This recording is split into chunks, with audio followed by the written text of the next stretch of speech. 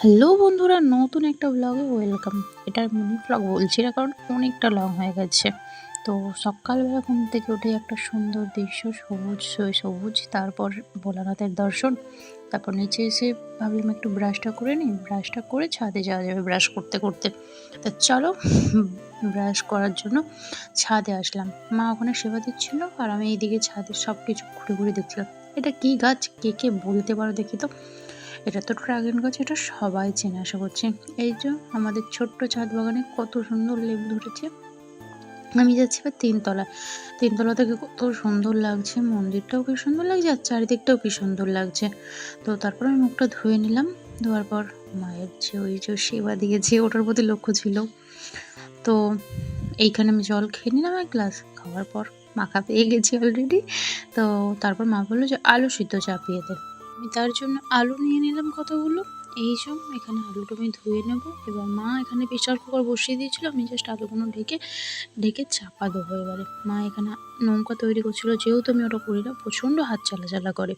তো তারপর এখানে এসে আলুটা তৈরি করে নিলাম এক চুটকি মেরে।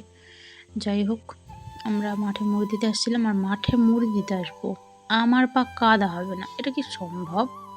তার থেকে বড় কথা, আমি পড়ে যাই বেশি, জানি না কেন। এইসব মা নিকিতা গুছাইদের ঘর থেকে না, গাছ থেকে নৌকা চুরি করেছে, বাড়িতে নৌকা থাকা সত্ত্বেও। তো তারপরে এসে হাত পা ধুয়ে খেতে বসলাম।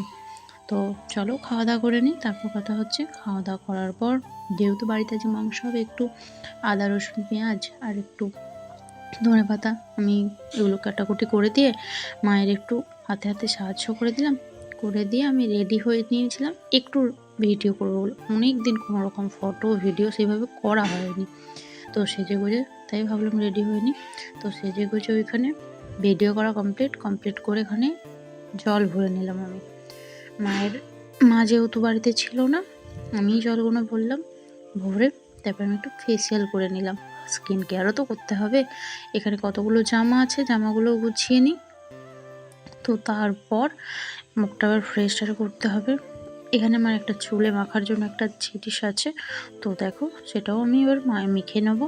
চুলে মাখলাম, মেখে ফ্রেশ হয়ে স্নান টান করে একবারে জামা কাপড়গুলো মেলে দিলাম। যেহেতু অনেক দিন ধরে বৃষ্টি হচ্ছে, সেভাবে শুকনো হবে না তাও। তারপর আমি ভাত খেয়ে নিলাম। মাংস হয়েছিল, টেস্টটাও খুব সুন্দর হয়েছিল মাংসটা। তারপর ওখানটা নাতা দিয়ে দিলাম, মা চুলটা আঁচড়ে দিচ্ছিল। তারপর চুলটা শুকনো করতে বেরোলাম একটু মাঠের দিকে মায়ের সাথে, যেহেতু আজকে বাড়িতে আছি সারাদিন।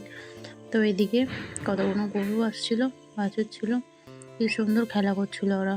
এখানে দেখি আমাদের নদীর ভিতরে এত ফেমাস জায়গায় সব ফটোশ্যুট করতে আসছে। যাই হোক, আমরাই করে দিই। তারপর ওখান থেকে এসে মুদিখানা চলে আসি।